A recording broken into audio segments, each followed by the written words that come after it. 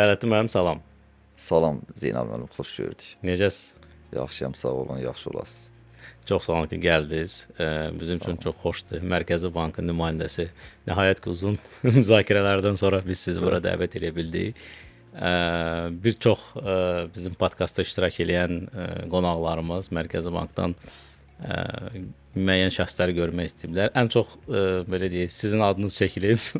Ona görə qərar verdik ki, sizlə bir görüşək, danışaq. Düşünürəm ki, maraqlı olacaq. Çünki həm belə deyək, bütün bizim bu fintechların fəaliyyətini siz belə deyək, bir növ monitorinq edirsiniz, bir növ idarə edirsiniz də belə deyək. Bütün o proseslər sizdən keçir. Həm lisenziya prosesləri, həm də ki, indi növbəti addımlarda hansısa bir icra prosesləri və s.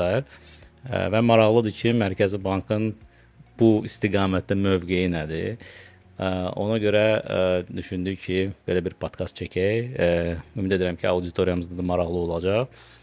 İlk sualımız, suala keçmədən öncə təqdim edeyim. Xəyrəttin Tağıyev, Mərkəzi Bankın özünüzü təqdim edin və ondan sonradakı fəaliyyətinizlə bağlı, yəni təcrübəniz nədir? Hazırda hansı pozisiyanı tutursunuz Mərkəzi Bankda və ümumiyyətlə yəni ki, gördüyünüz işlər haqqında məlumatı təqdim edin.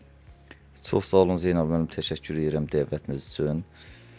Deməli, Xəyaləddin Tağıyev, mən 2008-ci ildən Mərkəzi Bankda çalışıram. Eyni zamanda Mərkəzi Bankla paralel akademik sahədə də məşğul oluram. İqtisad Universiteti və Texnik Universitetdə İqtisad elmləri üzrə fəlsəfə doktoru və dosent kimi fəaliyyət göstərirəm və Mərkəzi Bankda da demək ödəniş xidmətlərinin və ödəniş sistemlərinin fəaliyyətinin tənzimlənməsi şöbəsinin rəisiyəm və ümumi olaraq həm belə deyək də işlə bağlı, həm də ki akademik sahədə çalışıram ki, daha çox faydalı işlərlə məşğul olum və buna misal olaraq bizim demək Tamirlan Rüstəmovla birgə demək ödəniş rəqəmsal ödənişlər və elektron bankçılıq xidmətləri adlı dərsliyimiz və bundan başqa bir çox həm orta məktəb səviyyəsində, həm universitetdə bir çox demək dərsliyimiz və dərs vəsaitimiz və bir çox məqalələrimiz olmuşdur. Və bu da ki, hesab edirəm ki, bu ümumi olaraq rəqəmsal ödənişlərin ölkədə inkişaf baxımından çox faydalıdır. Əla. Bizim əsas mövzumuz fintechlardır. Nisbətən bazara yeni daxil olan bir mövzudur, belə deyək. İllərlə işləyən fintechlar var idi sözsüz ki, amma keçən ildən artıq bu lisenziyalaşdırılmış bir fəaliyyətdir, belə deyək. Və bu prosesdə siz birbaşa iştirak etdiyiniz üçün maraqlıdır sizin fikirlərinizi bilək. Ümumiyyətlə, yəni fintech bazarı haqqında maraqlıdır ki, nə düşünürsünüz? Nə yerdədir hazırda? Hansı istiqamətə gedirik? Hə, çox sağ olun. Deməli, birinci ilkin olaraq qeyd edim ki, yəni fintechlər dedikdə burada yalnız və yalnız ödəniş təşkilatları və elektron pul təşkilatları başa düşülmür. Yəni fintechlər bizdə ölkədə təqribən 66%, yəni ki də bu ödəniş təşkilatları, elektron pul təşkilatları fintechin 66%-ni təşkil etdiyinə görə, çoxluq bu sahədə olduğuna görə, yəni ki də biz bunlara fintech deyirik. Ancaq əslində qalanda tutaq ki, məsələn, sığorta sahəsində, sonra məsələn, kriptovalyuta, virtual valyutalar sahəsində, sonra investment sahəsində və s. sahələrdə və yaxud da demək bankçılıq sahəsində də demək maliyyə texnologiyaları tətbiq olunur və bunlara da demək fintech deyilir. Lakin bizim ölkəmizdə demək bu sahə, yəni rəqəmsal ödənişlər sahəsindəki fintech daha çox təşkil etdiyinə görə bəli biz buna fintech kimi qeyd edirik. Deməli bizdə əsas, yəni ki də bu belə deyək də ödəniş təşkilatları, elektron pul təşkilatlarının əsas qanunvericilik bazası ödəniş təşkilatları, ödəniş xidmətləri və ödəniş sistemləri haqqında qanundur. Bildiyiniz kimi, demək 2023-cü ildə qanun qəbul olundu və qüvvəyə mindi və bundan sonra qanundan irəli gələn demək qaydalar hazırlandı və təsdiq olundu və demək ödəniş təşkilatları, elektron pul təşkilatlarının ümumiyyətlə lisenziyalaşdırılması, onların fəaliyyətlərinin tənzimlənməsi və onların fəaliyyət üzərindəki nəzarət məsələləri də bu qanun və ondan irəli gələn qaydalar çərçivəsində tənzimlənir. Deməli, ümumi olaraq qeyd edim ki, yəni ki, fintech bazarı üzrə mövcud vəziyyət necədir? Yəni ümumi olaraq deməli 30 müraciət olmuşdu. Yəni ki, həm ödəniş təşkilatları, həm elektron pul həm də ödəniş sistemi operatoru kimi demək ki, lisenziyanın əldə edilməsi üçün və bunlardan demək hazırda indiki tarixə 17 demək elektron pul təşkilatı artıq lisenziya əldə etmişdir. 8 demək ödəniş təşkilatı, bir dənə də ödəniş sistemi operatoru, demək ümumilikdə 26 demək lisenziya əldə edilmişdir. Demək ki, 4 şirkət, təşkilat almadı lisenziyanı. Proses gedir hal-hazırda proses gedir.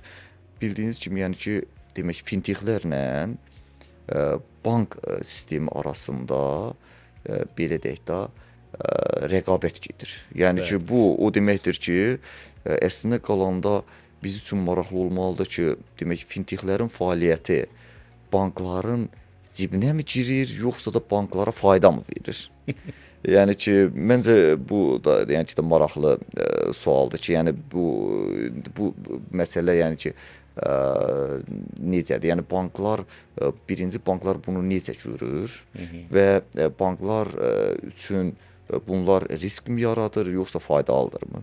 Deməli mən təxminən il yarım bundan qabaq demək ki, Fulbright proqramı çərçivəsində Kaliforniya Universitetində bir tədqiqat apardım. Yəni ki, postdoc, yəni fəlsəfə doktorundan sonra elmlər doktoru çərçivəsində və bu tədqiqat sırf demək Azərbaycanda fintechlərin bank sisteminə təsirinin qiymətləndirilməsi, Gürcüstan, Türkiyə və Litva ilə müqayisəli təhlil idi, yəni tədqiqatın adı.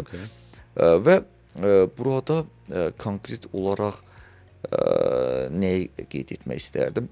Bildiyiniz kimi, məsəl üçün banklarda faiz və qeyri-faiz gəliri var. Demək, faiz gəlir onsuz da ki, ödəniş təşkilatı, elektron pul təşkilatları belə deyək də faizlə əlaqəli demək ödəniş xidmətləri, yəni bank fəaliyyətindən məşğul olmurlar.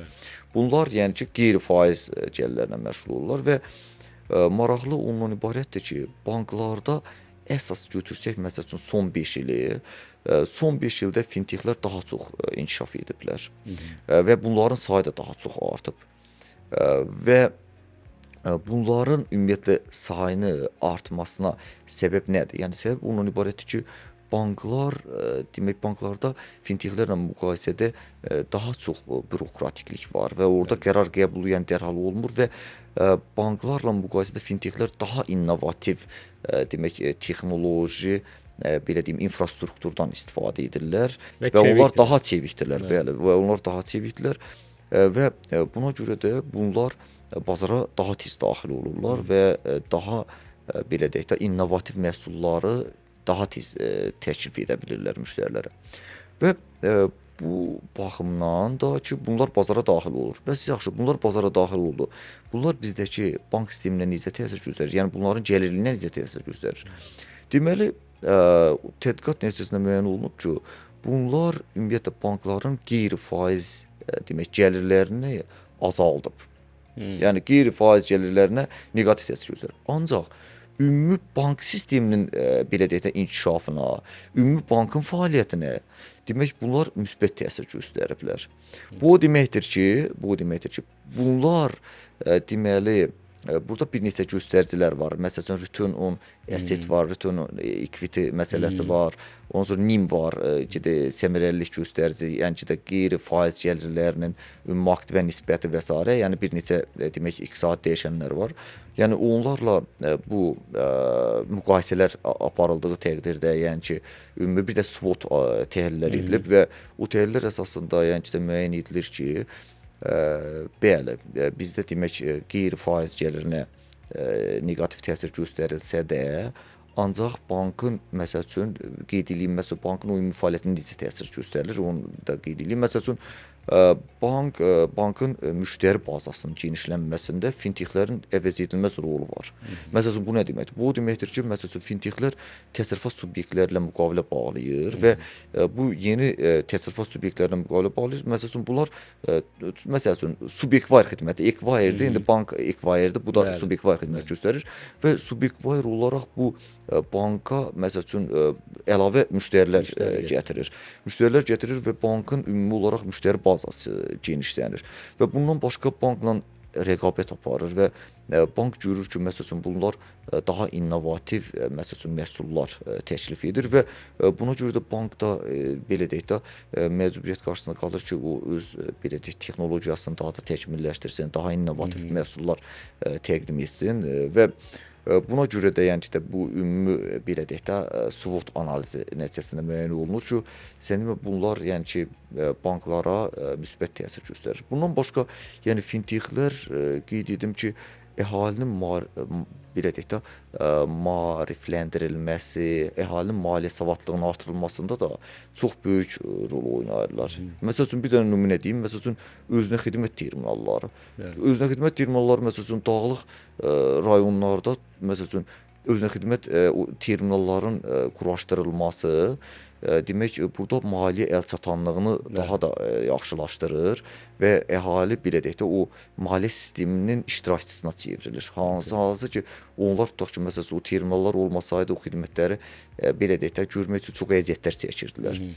Bundan başqa əhalinin gənc nəslinin belə deyək də o yeni daha innovativ ödəniş alətlərindən istifadəsində çox böyük rol oynayırlar. Və biz yəni ki də hesab edirik ki, yəni fintexlərlə banklar arasında həm yaxşı mənada rəqabət mühiti yaradılmalıdır, həm də ki bunlar arasında demək sıx əməkdaşlıq olmalıdır ki, hər ikisi bir-birinə fayda versin. Və bir dənə də bir məsələni də qeyd etmək istəyirəm və yer gəlmişəm. Məsəl üçün ümumiyyətlə bu gün fintexlər əslində qalanda banklardan daha çox asılı vəziyyətdədirlər. Yəni bu əslində qalanda təbiidir. Ona görə ki, məsələn fintexlərə daha belə deyək də yüngül tələblər müəyyən, prudensial tələblər müəyyən edilir. Amma banklarda isə bu daha çoxdur. Həm nizamnamə kapitalı, məzmun kapital tələbi və s. Lakin onu qeyd edim ki,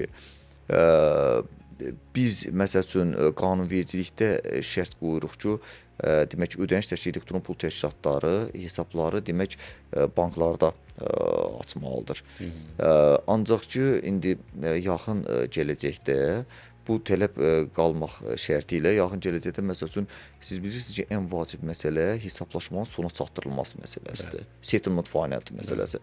Hesablaşmaların sona çatdırılması isə bu gün konkret olaraq banklardan asılıdır fintexlər və onlar o prosesdə iştirak edə bilmirlər. Yəni ki, hesablaşması və bir çox inkişaf etmiş ölkələrdə qeyd edim ki, artıq deməli fintexlər, yəni ödəniş təşkil elektron pul təşkilatları demək mərkəzi bankda birbaşa və ya dolayısı yolla sistem əhəmiyyətli ödəniş sistemlərində demək fintexlərin iştirakçı olmalarına şərait yaradıblar və bizim ölkədə də yaxın gələcəkdə demək fintexlərin həmin sistem əhəmiyyətli ödəniş sistemlərində birbaşa və dolayı yolla iştirakı təmin ediləcək. Bu təmin edildikdə ümumiyyətlə nə üstünlüyü olacaq? Bu təmin edildikdə artıq demək qeyd edim ki, ödəniş təşkilatları və elektron pul təşkilatları demək siz bilirsiniz ki, ümumiyyətlə ödəniş zənciri 3 mərhələdən ibarətdir də, yəni ki, avtorizasiya, clearing və hesablaşma məsələsindən ibarətdir. Artıq burada yəni ki də o sonuncu yəni ki də mərhələ ki var, hesablaşma məsələsi, hesablaşmanın sona çatdırılma məsələsi. Hesablaşmaların sona çatdırılmasını fintexlər özləri təmin edə biləcəklər. Və bunu da təmin etdiyi halda onların artıq banklardan asılılığı azalacaqdır. Və bu da banklar demək fintexlərin demək mənfəətliyinə, onların gəlirliyinə müsbət təsir göstərəcəkdir. Bu hardasa banklara təhlükə də yaradır da. Çünki faktiki olaraq İndi hər şeyi qoyaq bir qırağa. Bu hesablarda olan müəyyən qalıqlar var, müəyyən əməliyyat xərcləri var və s. Fintechlər özləri birbaşa həmin o sistemlərin iştirakçısı olduğu halda banklar o gəlirləri, o likvidliyi itirməli olacaqlar. O prizmadan baxanda hardasa banklara başa düşmək olar ki, nəyə görə bugünkü gündə çox da belə açıq deyillər. O bir tərəfdən məsələn biz biznesə başlayanda 2021-ci ildə və o gündən bu günə müqayisə etdikdə çox bir şeylər dəyişib. Əvvəl ümumiyyətlə yəni banklara yaxın durmaq olmurdu. Çünki həm tam biznesləri bəlkə də başa düşmürdülər, həm bu istiqamətdə mən dediyim sırf acquiring və s. xidmətlərdən söhbət gedir. O qədər də maraqlı deyildilər, amma indi bir çox şeylər dəyişib və artıq o qeyri-faiz belə deyək gəlirlərinə daha çox önəm verirlər və burada prioritizasiya da dəyişib. Çünki yəni onlar başa düşürlər ki, bugünkü gündəmdə müştərilərin tələbatları var, hansılarını ki qarşılamaq lazımdır və onlar onu artıq qarşılaya bilmirlər. Çünki o vaxtilə o prosesləri başlamayıblar və özünüz də bilirsiniz ki, banklarda o bürokratik sistemlərə görə, yəni bir şey ki, məsələn, bizim kimi təşkilatlarda 2 həftə, 1 aya olunursa, onlarda yəni o aylarla çəkə bilər, illərlə çəkə bilər. Evet. Və bu prizmadan da yenə də sözsüz ki, bazarda belə bir təhlükə var. O qədər də açıq deyillər əməkdaşlığa, amma yəni şərait və bazar dəyişibdir belə deyək. Getdikcə də düşünürəm ki, bu istiqamətə belə deyək daha önəm verəcəklər. Sual ondan ibarətdir ki, təhlükə yaradırmı və ümumilikdə sizin mövqeyiniz necədir? Yəni siz necə düşünürsüz? Banklarla fintechlər rəqibdirlər, yoxsa əməkdaşlıq edib tərəfdaş olmalıdırlar? Deməli, bayaq da qeyd elədiyim kimi, yəni əslində bəzi məqamlarda demək bildiyiniz kimi məsələn biz ödəniş xidmətləri haqqında qanunda 7 dənə ödəniş xidməti var və bu 7 xidməti demək elektron pul təşkilatları tam şəkildə həyata keçirir. Ödəniş təşkilatları isə elektron pulun emissiyası və elektron pul ilə əməliyyatlar istisna olmaqla digər xidmətləri həyata keçirə bilirlər. Banklar isə bunların hamısından məşğul ola bilir, yəni bütün fəaliyyətlərlə məşğul ola bilir. Demək müştərilərə xidmət birbaşa olaraq fintechlər vasitəsilə deyil, bankların iştirakı ilə həyata keçirilir. Çünki biz bayaq qeyd elədiyimiz kimi, burada demək elektron pul təşkilatları üçün deməli banklarda ayrı-ayrılıqda 3 dənə hesab açılmalıdır. Yəni tutaq ki, məsələn öz əməliyyatları üçün ayrı, elektron pul üçün ayrı və bir də ki, digər ödəniş xidmətləri üçün ayrı. Ödəniş təşkilatlarında isə 2 dənə hesab açılmalıdır.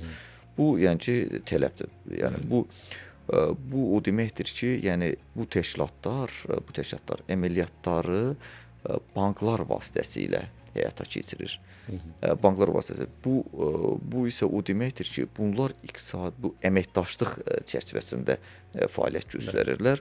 Lakin müəyyən mənada demək bank birbaşa olaraq həmin o xidmət də həyata keçirə bilər. O ödəniş xidmətlərini həyata keçirə bilər. Lakin bu baxımdan banklarla artıq demək bu təşkilatlar, ödəniş elektron pul təşkilatları müəyyən mənada rəqib kimi, yəni çıxış edirlər. Ancaq bayaq mən qeyd elədiyim kimi, yəni ümumi olaraq bu qarşılıqlı əməkdaşlıq çərçivəsində onların fəaliyyət göstərməsi hər iki tərəf üçün daha da, yəni ki, belə deyək də, iqtisadi cəhətdən səmərəlidir. Çünki bayaq qeyd elədiyim kimi, yəni bunlar banklara, demək fintechlər banklara əlavə demək müştərilər cəlb edir və demək banklar bunun vasitəsindən demək müştəri bazası genişlənir və əlavə demək xidmət haqqı müəyyən edir və burada demək bankların belə deyək də o fintechlər baxımından düzdür. Məsəl üçün bayaq qeyd elədim ki, o qeyri-faiz gəlirinə tutaq ki, məsəl üçün neqativ təsir göstərir, ancaq ümumi olaraq yəni ki, bank fəaliyyətinə müsbət təsir göstərir. Ancaq o ki qaldı məsəl üçün bizimki qeyd elədiyimiz ki, demək o hesablaşmanın sona çatdırılması məsələsində bəs yaxşı onda demək bu şərait yaradıldığı halda fintechlərə onda bu banklara necə təsir göstərəcək? hesab edirəm ki, bu halda yəni ki, fintexlər demək indiki ilə müqayisədə daha da belə deyək də müstəqil olacaqlar və bu halda demək banklar da fintexlərə qarşı həssaslıq artacaq və onlar fintexlərlə daha da yəni ki, çalışacaqlar ki, sıx əməkdaşlığı etsinlər və hər bir bank istəyəcək ki, daha çox fintexlərlə fəaliyyət göstərsinlər. Burada yəqin ki, seçim olacaq da, yəni hesabı saxlamaq da olacaq, özü də hesablaşa biləcək. Yəni bankların vasitəsilə də mümkün olacaq. Bəli, əlbəttə ki. Artıq fintexin seçimi olacaq. Onsuz belə deyim, onsuz da ki, yəni ki, o hesabların saxlanılma məsələsi, yəni ki, də tələb olacaq. Yəni ki, banklarda ancaq sadəcə olaraq yəni elektron pul təşkilatı və yaxud ödəniş təşkilatları da yəni ki, dolayı yolla, ilkin mərhələdə dolayı yolla o sistemin iştirakçısı olacaqlar, sistem əmləli ödəniş sisteminin. Növbəti mərhələlərdə isə birbaşa olaraq iştirakçısı olacaqlar. Bu artıq yəni onların ümumiyyətlə fintexlərin hazırlıq səviyyəsindən asılıdır. İndi bu dərəcə hal-hazırda siz bilirsiniz, bu dərəcə hazırda yəni ki də hələ belə deyək, qanun təzə qəbul olunub, qaydalar ondan irəli gələn qaydalar təzə qəbul olunub, təşkilatlar təzə lisenziya alıb və yeri gəlmişkən bunu da qeyd edeyim ki, yəni təşkilatlar bizi yəni ki hal-hazırda çox incidir. Yəni ki, necə və nə üçün? Deməli, biz qanunda və qaydada qeyd eləmişik ki, məsəl üçün, lisenziya əldə etdikdən sonra, yəni lisenziyanın əldə edilməsi hər şey deyil. Aydın. Yəni ki, lisenziya əldə edildikdən sonra, yəni ki, qanun və qaydadan irəli gələn tələblər göstərilməlidir. Və məsəl üçün, qeyd edeyim ki, tutaq ki, təşkilat benefisiar tutaq ki, məsələn, mülkiyyətçisini dəyişir və yaxud da ki, bununla bağlı mühüm iştirak payı dəyişir və yaxud da ki, nizamnaməsini dəyişir. Burada, yəni ki, Mərkəzi Bankdan təşkilat hələ belə deyək də, dəyişiklik etməmişdən öncə Mərkəzi Bankdan icazə almalıdır. Məsəl üçün, mühüm iştirak payını dəyişirsə də, yəni ki, qanuna uyğun olaraq yəni ki, də icazə almalıdır. Burada sual hələ yaranır ki, icazə yoxsa məlumatlandırmalıdır? Bu biraz fərqli şeylərdir. Qanunda səhv etmirəmsə 61-ci maddədə, ödəniş xidmətləri və ödəniş xidmətləri haqqında qanunun 61-ci maddəsində konkret olaraq göstərilir ki, əgər məsəl üçün benefisiar mülkiyyətçisi dəyişirsə də və yaxud da mühüm iştirak payı dəyişirsə də, bu halda icazə almalıdır. Bu halda icazə almalıdır, ancaq məsəl üçün nizamnamə kapitalında tutaq ki, məsələn dəyişikliklər etdiyi halda, bu halda yəni ki, məlumat verməlidir. Bunların hamısı yəni ki, qanunda tam aydın şəkildə qeyd edilib və bəzi təşkilatlar var ki, bayaq onu deyirdim, yəni bəzi təşkilatlar var ki, məsəl üçün icazə almalıdır. İcazə almadan demək o fəaliyyəti həyata keçirir və ondan sonra nəticəsi barədə məlumat verir, yəni ki, Mərkəzi Banka. İndi bu da belə deyək də, yəni ki, qanun bayaq qeyd etdim ki, yəni qanun və qaydalar da yeni olduğuna görə, təşkilat da yeni lisenziyasında fəaliyyət göstərdiyinə görə bu təşkilatlar bəzən bu şəkildə fəaliyyətlərini təmin edirlər. Ancaq inanırıq ki, gələcəkdə belə yəni ki, nöqsanlara yol verməyəcək. Bitkidən yoxlamadan sonra hər şey yoluna düşəcək. Əla, super. Çox maraqlı mövzulara toxunuruq. Burada yəqin ki, hamının gözlədiyi bir sual var. Özümə də maraqlıdır. Bu lisenziya prosesi ilə bağlı. Düzdür, biraz toxunduq o mövzulara.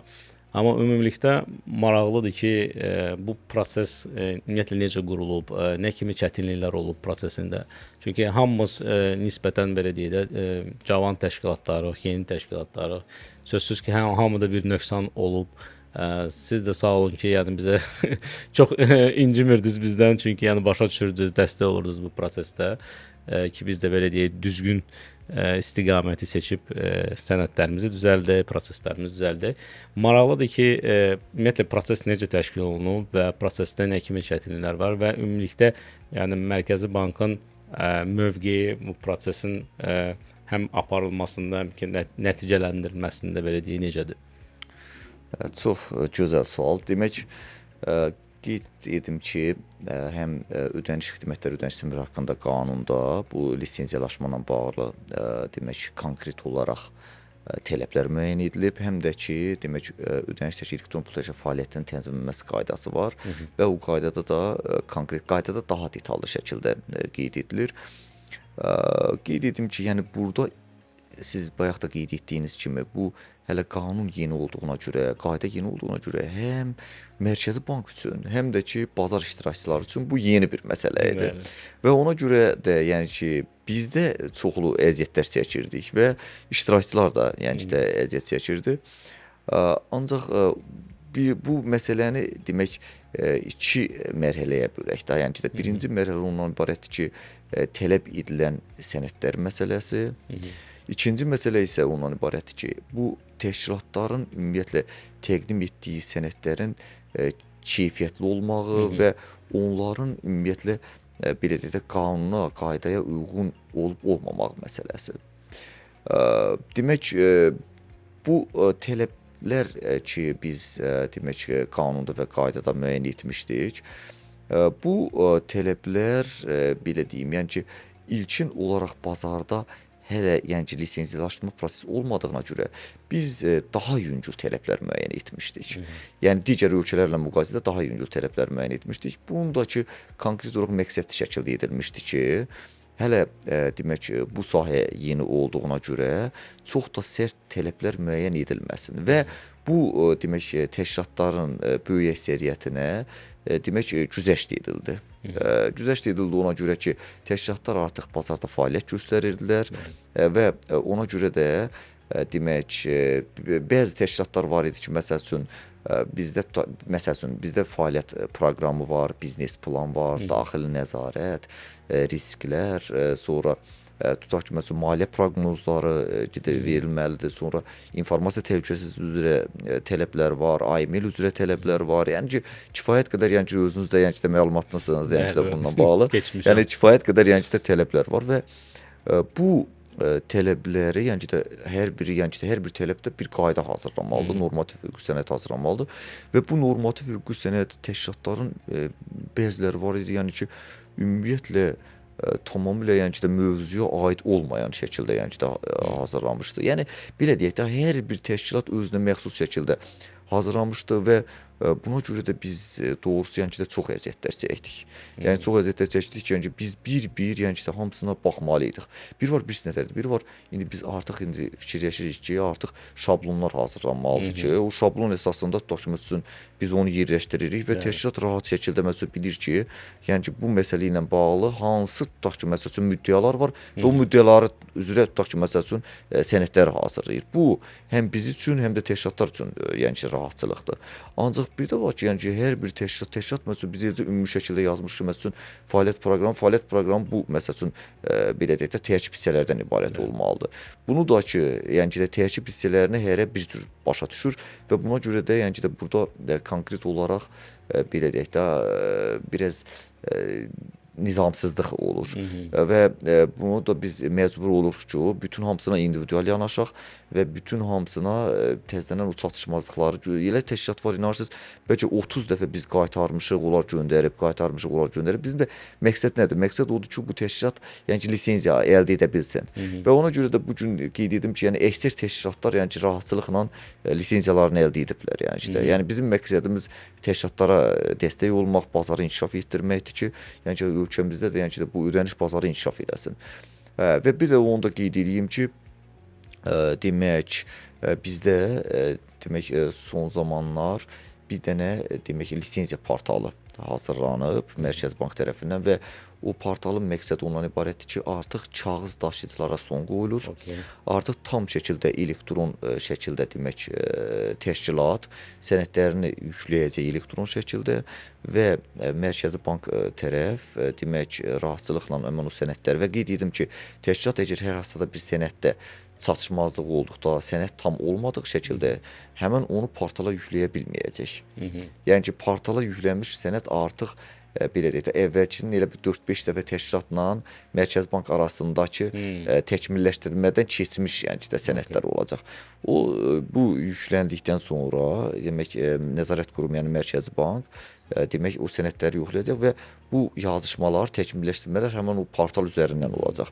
Bu isə o deməkdir ki, artıq demək tam şəkildə elektronlaşmaya keçəcək və daha da yəni ki, səmərəliliyi artacaq və hesab edirik ki, bax bunlar yəni ki, bazarın daha da inkişafına müsbət təsir göstərəcəkdir. Həm də düşünürəm ki, proses daha da şəffaf olacaq. Yəni hər bir addımı görünəcək, belə deyək və orada o və loqlar vasitəsilə görüləcək. Deadline-lar falanlar, yəni nə vaxt verilib, nə vaxt gözlənilir, kimdən nə qədər cavab və s.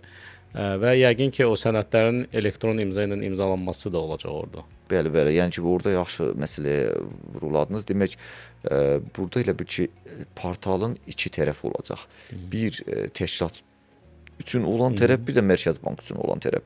Təşkilat üçün olan tərəfdə demək təşkilatın, yəni ki, səlahiyyətli nümayəndəsi, demək gücləndirilmiş elektron imza vasitəsilə sənədləri daxil edəcək. Bu isə deməkdir ki, bu yazılı imzaya bərabər götürülür bizim qanunvericiliyə uyğun olaraq. Və bir də ki, kənar məsəl üçün tutaq ki, benefisiar mülkiyyətçi və yaxud da təsisçi olduğu halda ki, o imza, ona da şərait yaradılacaq ki, o demək həmin sənədi öz elektron imzası ilə sistemə daxil olaraq sənəd yüklənsin və bu isə o deməkdir ki, məsələn, notarial qaydada təsdiq edilmiş sənədlərdə belə məsələn yükləndikdə siz bilirsiniz ki, elektron notarial sistemi var və QR kod vasitəsilə onun yəni ki, demək doğruluğu sübut oluna bilir. Yəni ki, biz görə biləcəyik ki, bu həqiqətən də demək notarial təsdiq edilib. Okay. Nə vaxt planlaşdırırsınız o platforma? Hazırda artıq yekunlaşma üzrədir. Yəni ki, hesab edirik ki, qısa zaman ərzində biz artıq real rejimdə onun istifadəsinə başlayacağıq. Super. Mövcud, yəni lisenziya almış təşkilatlar belə deyək, orada olacaqlar da çox güman ki, bu ancaq yenilərə şamil olunur ki, prosesi keçmək üçün, yoxsa bir reyestr formasına çevriləcək? Yaxşı sual. Deməli bizdə Mərkəzi Bankda bir reyestr var, bir də lisenziya portalı, bayaq qeyd elədiyim. Reyestr odur ki, ümumi təşkilatlar barəsində məlumatlar hamısı orada qeyd olunur. Bir də var ki, təşkilatların sənədləri.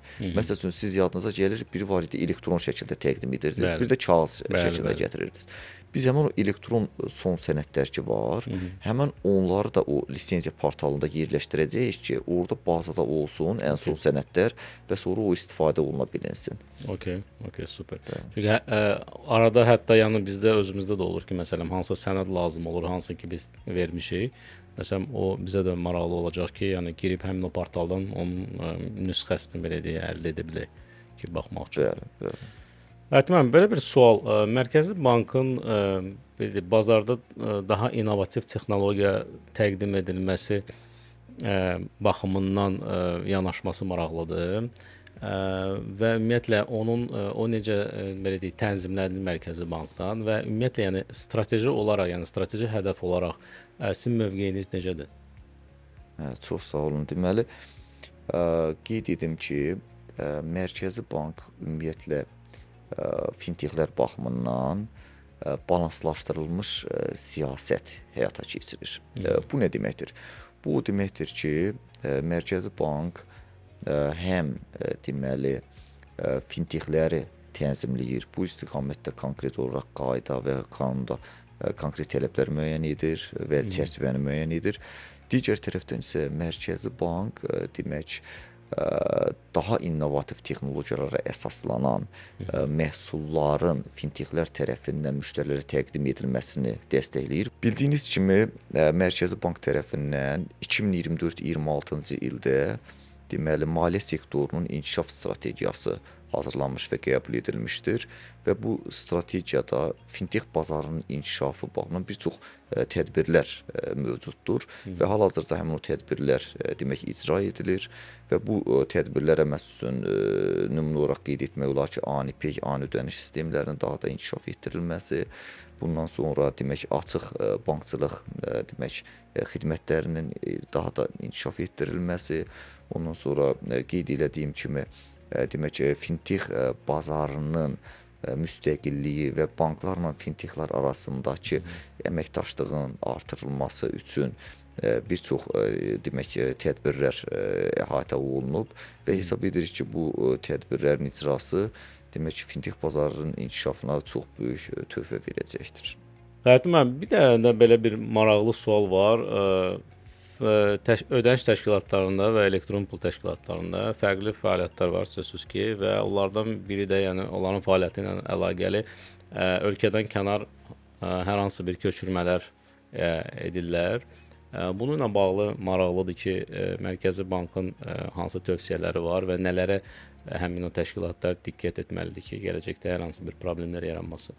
Çox gözəl sualdır Zeynal müəllim. Deməli, qeyd edim ki, siz onu çox gözəl vurğuladınız ki, ümumi olaraq yəni ki də 7 dənə ki biz bayaqlar qeyd elədik ki, qanunda 7 dənə ödəniş xidməti var və bu xidmətlərdən irəli gələrək həmin ödəniş elektron pul təşkilatları öz ödəniş xidməti istifadəçilərinə ölkədən kənar demək valyuta köçürməsi əməliyyatlarını da həyata keçirə bilirlər və bununla bağlı demək Mərkəzi Bank tərəfindən valyuta əməliyyatlarının vahid informasiya sistemi yaradılmışdır və bu sistemin əsasnaməsi də təsdiq edilmişdir və həmin sistem, yəni həmin əsasnaməyə uyğun olaraq həm demək banklar, həm də ki ödəniş təşkilatları və elektron pul təşkilatları demək ölkədən kənar hər hansıda bir ödəniş xidməti istifadəçisi, məsələn ölkədən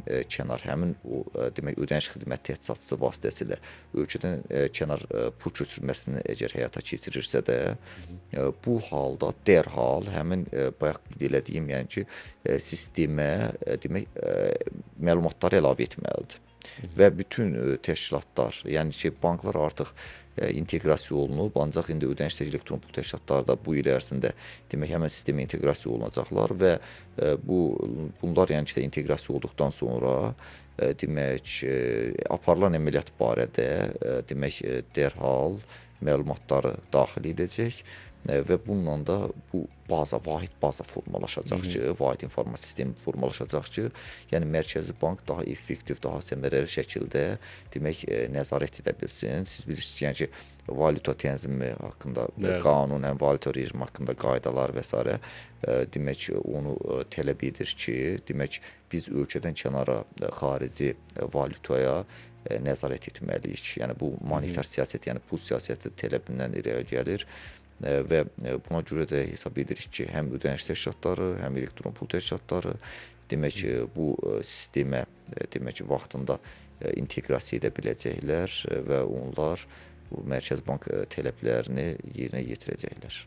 Bu yəqin ki, manual olmayacaqdır. Yəni avtomatlaşdırılmış bir formada, yəni ki, məlumatlar sadəcə ötürüləcək, həmin o bazada saxlanılacaq. Düz başa düşürəm. Bəli, tamamilə doğrudur. Bu yəni ki konkret olaraq yəni ki də API-lar vasitəsindən, yəni ki sistemə yəni əməliyyat daxil edildikdən sonra, yəni ki real vaxt rejimində həmin sistemə göndəriləcəkdir. Okey, maraqlıdır. Ümumilikdə siz uzun müddətdir ki Mərkəzi Bankda çalışırsınız. Fintechların bazara daxil olmasını necə qarşılayırsınız, belə deyək də bir növ bir Mərkəzi Bankın əməkdaşı kimi yox, bir Xəyaləddin bəy kimi, yəni fintechlara necə baxırsınız? Yəni pozitiv ki, bazara daxil olurlar, bazarı inkişaf etdirirlər, yoxsa bir növ hansı bir təhlükə görürsünüz burada? Yəni maliyyə sabitliyi baxımından demək hesab edirəm ki, fintechlərin ümumiyyətlə bazara daxil olması, yəni maliyyə bazarına daxil olmasının həm demək hökumət baxımından, dövlət baxımından, həm ödəniş xidməti təchizatçıları baxımından, həm də əhali baxımından hesab edirəm ki, bir çox üstünlükləri var. Yəni burada ümumiləşdirsək, ümumi olaraq yəni ki də qeyd edim ki, o üstünlüklərin ən vacibi bazarda bayaqlar qeyd elədiyimiz kimi daha innovativ ödəniş məhsullarının təklif edilməsi, bazara çıxarılmasıdır.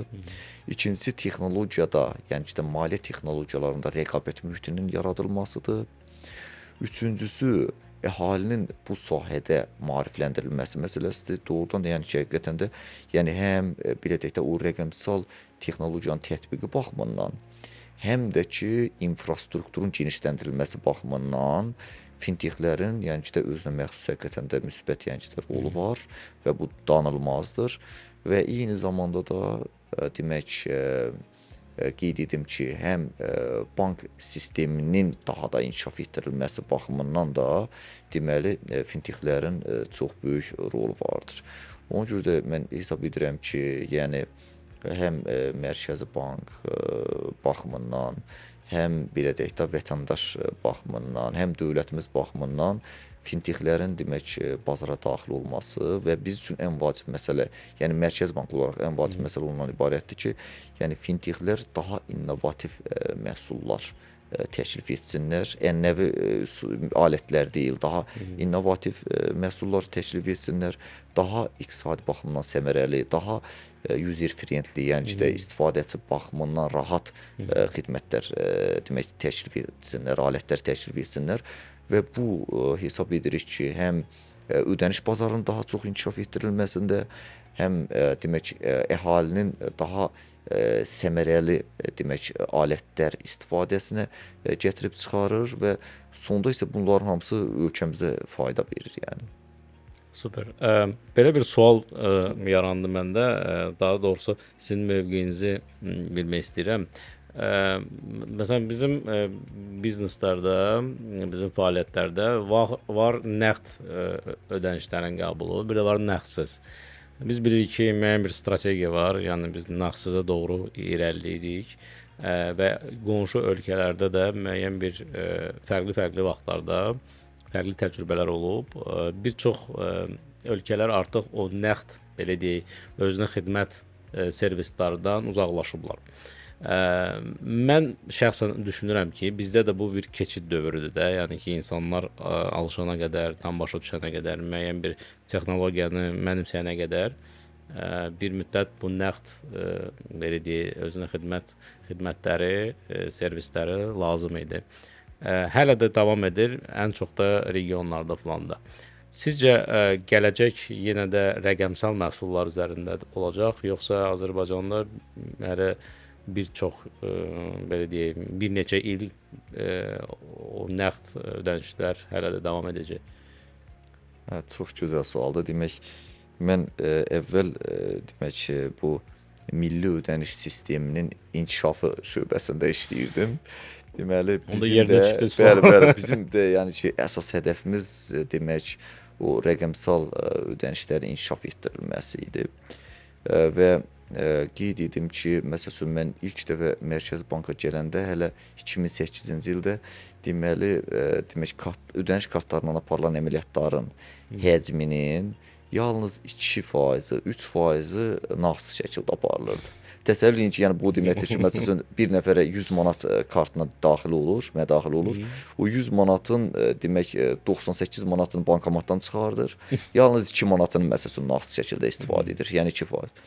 Bu gün isə demək bəlkə yanılaram, harca 65%-dən yuxarıdır. Təsəvvür edin ki, yəni ödəniş kartlarından aparılan əməliyyatların həcminin 65%-dən yuxarısı nağdsız şəkildə aparılır. Bu əslində qalanda çox böyük rəqəmdir. Yəni sizə deyim ki, əksər bəlkə demək bir çox inkişaf etmiş ölkələrlə müqayisə aparıla biləcək statistik rəqəmdir. Deməli, burada iki məsələ var. Bir, bu mühitin formalaşması üçün birinci infrastruktur imkanı olmalıdır. İkincisi isə əhalinin maarifləndirilməsi məsələsi olmalıdır. Yəni ki, əhali bilməlidir ki, məsəl üçün o tutaq ki, məsəl üçün nağd şəkildə yox, nağdsız şəkildə aparacaq və bunun üçün də qeyd edim ki, yəni ki, həqiqətən də dövlətimiz tərəfindən belə deyək də əhəmiyyətli layihələr həyata keçirilib. Məsəl üçün bunu qeyd etmək olar. Birincisi məsəl üçün ƏDV giral məsələsi. Yəni ədəvi giral çox möhtəşəm bir layihədir. Bəli. Yəni ki, təsəvvür edin, bir dəfə mən marketə getmişdim. Orada bir xanım kassirlə davadalaş edirdi ki, deməli, məni siz niyə məcbur edirsiniz ki, mən demək nağd şəkildə ödəniş edim. Yəni orada nəsə postterminalda problem var idi və xanım da başa düşür ki, orada axı deyəsən 5%, 17,5% məsələsi var da. Yəni ƏDV-nin o Bir çox insanlar o belə deyək, o cashbackları toplayıb sonra yəni onları istifadə edirlər. Kimsə işıq pulu, qaz pulu, kommunal ödənişlərin o vasitəsilə edir əlbəttə ki. Və bundan başqa təkcə bu yox, yəni ki, Mərkəzi Bank tərəfindən də çox böyük yəni ki, layihələr. Məsələn, Mərkəzi Bank tərəfindən qeyd edim ki, sizə bu demək rəqəmsal ödəniş mühitinin formalaşdırılması üçün, rəqabət mühitinin formalaşdırılması üçün məsəl üçün banklarda layallıq proqramları ki var. Yəni ki, hal-hazırda bilirsiniz, məsələn cashbacklər biz deyirik. Bankların çox böyüyü, yəni ki, kart məhsullarında məsəl üçün demək cashbacklər təklif edir. Bu isə demək nağdsız ödənişləri stimullaşdırır. Yəni bir nəzərdə, yəni nağdsız ödənişlərini inkişaf etmək üçün ümumiyyətlə iki formada, yəni ki, tədbirlər həyata keçirilir. Bir inzibati tədbir var, bir iqtisadi. Məsəl üçün ƏDV geri al məsələsi, ƏDV geri al və yaxud da ki, məsəl üçün cashback məsələsi, bunlar iqtisadi metodlardır. Yəni ki, əhali baxımından, ödəniş xidmət iqtisadi baxımından iqtisadi metodlardır ki, çünki əhali görür ki, bunu etdikdə buradan fayda var. Bir də var, məsəl üçün, inzibati. Məsələn, bizdə ümumi olaraq ölkəmizdə inzibati tədbirlər də var. Məsələn, inzibati tədbir nədir? Nağdsız hesablaşmalar haqqında qanunda konkret olaraq nə deyir? Məsəl üçün, sahibkara tələb qoyur ki, sən məsələn, bu məbləğə qədər nağdlaşdıra bilərsən. Düzdürmü? Yəni ki, bundan başqa məsələn deyir ki, filan xidmətlər yalnız nağdsız şəkildə həyata keçirilməlidir. Yəni, nağd şəkildə həyata keçirilə bilməz. Bu artıq inzibati metoddur. Məsəl üçün, çox ölkələrdə, məsəl üçün, Avropa Birliyi ölkələrində, Amerikada demək deyim sizə, məsəl üçün, çox əməliyyatlar var ki, onlar limitlər müəyyən edib ki, məsələn, bu limitə qədər tutaq ki, siz nağd şəkildə edə bilərsəniz, bundan yuxarı məsələn nağdsız olacaq. Yəni ki, bundan yuxarı, bu limitdən yuxarı məsələn siz nağd şəkildə edə bilməzsiniz. Yəni mən deyim ki, yəni tam səmimi deyim də, yəni tam səmimi deyim ki, yəni həm Mərkəzi Bank tərəfindən, həm də ki, aidiyyatı dövlət qurumları tərəfindən ölkəmizdə son 10 ildə rəqəmsal, yəni ki, ümumiyyətlə ödənişlərin inkişaf baxımından həqiqətən də, yəni ki, ən yaxşı ölkə təcrübələri tətbiq edilib, yəni ki, tətbiq edilib və bu proses davam edir və buna görə də demək o ödəniş kartlarından aparılan əməliyyatların həcmi 65%-dən yuxarıdır.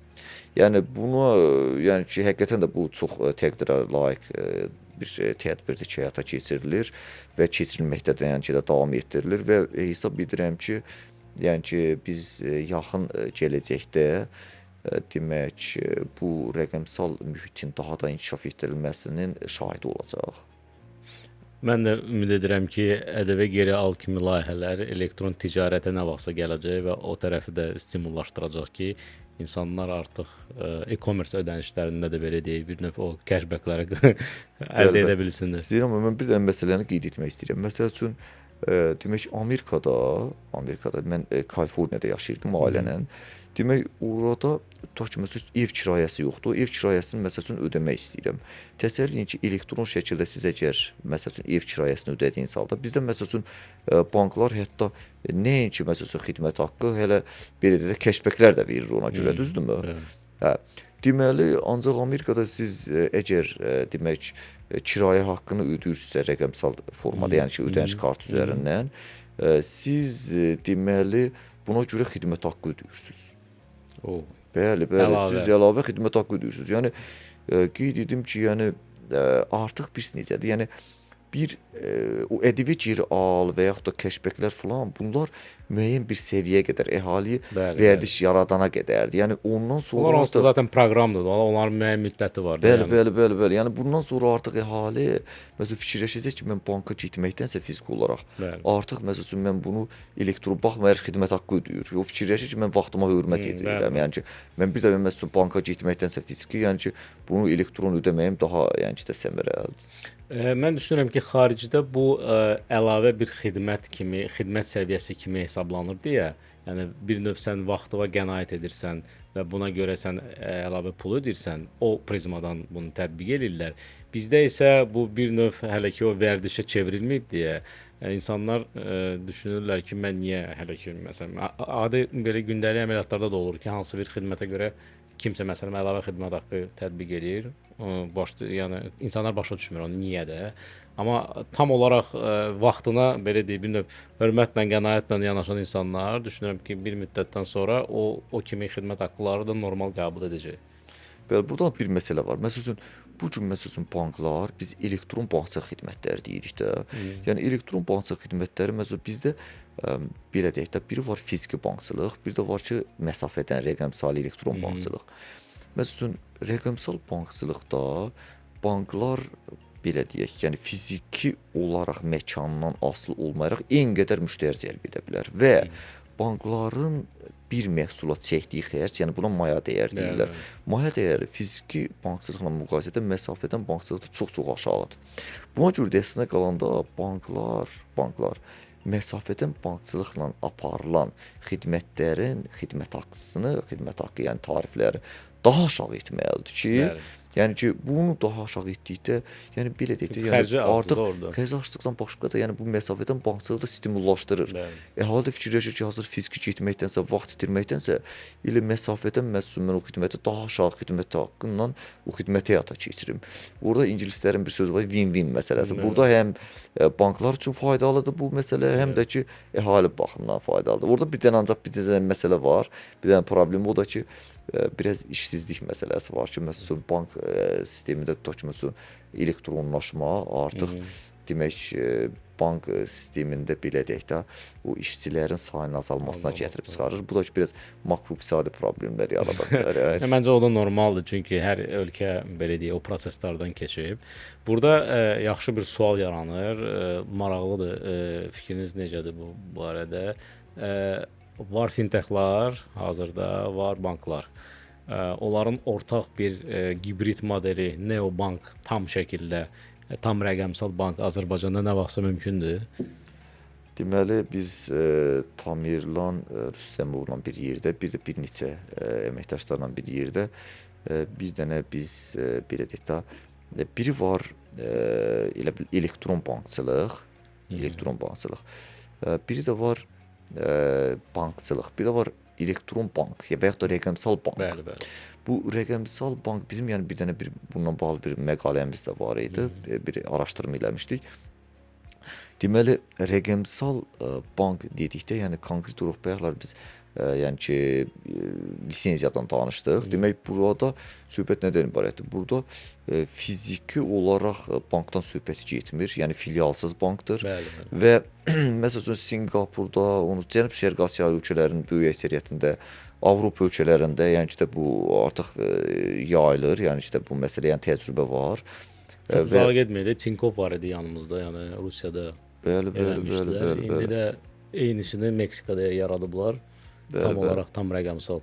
Bəli. O N26 falan da var, yəni ki, Almaniyada falan.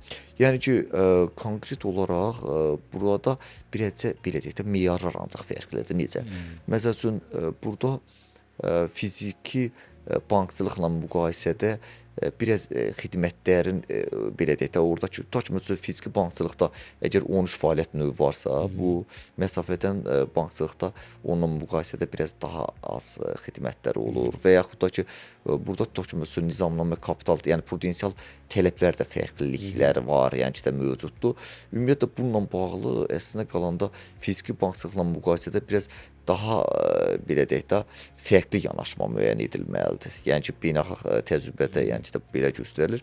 Bu ayrıca bir yəqin ki, fəaliyyət kimi olacaqdır. Yəni bunun üçün ayrıca bir qanunvericilik falan çıxmalı. Çünki mövcud qanunvericilik bildiyim qədər tam rəqəmsal bankı dəstəkləmir. Bəli. Yəni bunun üçün yəni ki, ayrıca çərçivə yaradılmalıdır və həmin o çərçivədə yəni ki, bu xidmət həyata keçirilməlidir.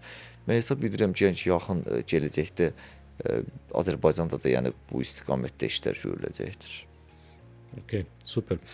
Fəthim bəy, verilişimizin belə deyək, sonuna yaxınlaşırıq. Çox maraqlı bir danışıqlarımız oldu. Maraqlı mövzulara toxunduq. Bizim ənənəvi belə deyək, axırıncı sualımız var. Bu sual ondan ibarətdir ki, biz soruşuruq qonaqdan ki, bizim növbəti verilişlərimizdə, podkastda kimi görmək istərdiniz? Sektordan da ola bilər və yaxud da hansısa bir dövlət qurumlarından ola bilər. Yəni belə deyək, bir növ o sərbəst seçimi sizə veririk. Buyurun. Mən hesab edirəm ki, deməli belə deyək də, yəni ki, bura gələcək növbəti qonağımız bu sahədə daha çox yəni ki, bilgiyə malik olmalıdır və daha çox faydalı olmalıdır ki, yəni ki, həm sizin vaxtınız baxımından, həm də ki, belə deyək də, bu bizə baxanlar baxımından ki, yəni buna görə də yəni ki, bu baxımdan mən hesab edirəm ki, Zakir Əhmədov, Azərkartın icraçı direktorunun müavini. Yəni ki, burada sizin bir çox suallarınızın cavablandırılmasında sizə dəstək olar. Onu təklif edərdim. Çalışacağıq Zakir bəyi dəvət edək. Görək özü nə düşünür bu barədə. Sağ olun. Çox sağ olun Fəxrettin bəy, vaxtınızı ayırdınız, gəldiniz. İnşallah növbəti podkastlarda sizi dinləmək ümidi ilə təşəkkür edirəm sizə. Çox sağ olun Zeynal müəllim. Həqiqətən də mən də sizə təşəkkür edirəm ki, siz belə deyək də bu veriliş vasitəsilə əhalinin ödəniş bazarı, ümumiyyətlə rəqəmsal ödənişlər, rəqəmsal ödəniş alətləri, rəqəmsal ödəniş vasitələri, bir sıra, yəni bir sözlə yəni bu ödəniş mühiti, fintexlərlə bağlı siz həqiqətən də çox böyük işlər görürsüz. Yəni bu verilişlər əslində qalanda əhalinin maliyyə savadlılığının artırılması baxımından çox faydalıdır. Həm əhalinin maliyyə savadlılığı, həm də ki fintex bazarında daha çox belə deyək də, yəni ki də inkişaf etdirilməsi baxımından həqiqətən də çox səmərəli mən hesab edirəm və biz də yəni Mərkəzi Bank olaraq bir çox belə deyək də mesajlarımızı buradan demək ki, sizin bu veriliş vasitəsindən təşkilatlara çatdıra bilirik. Ona görə də sizə təşəkkür edirik. Sağ olun, minnətdarıq. Çox sağ olun.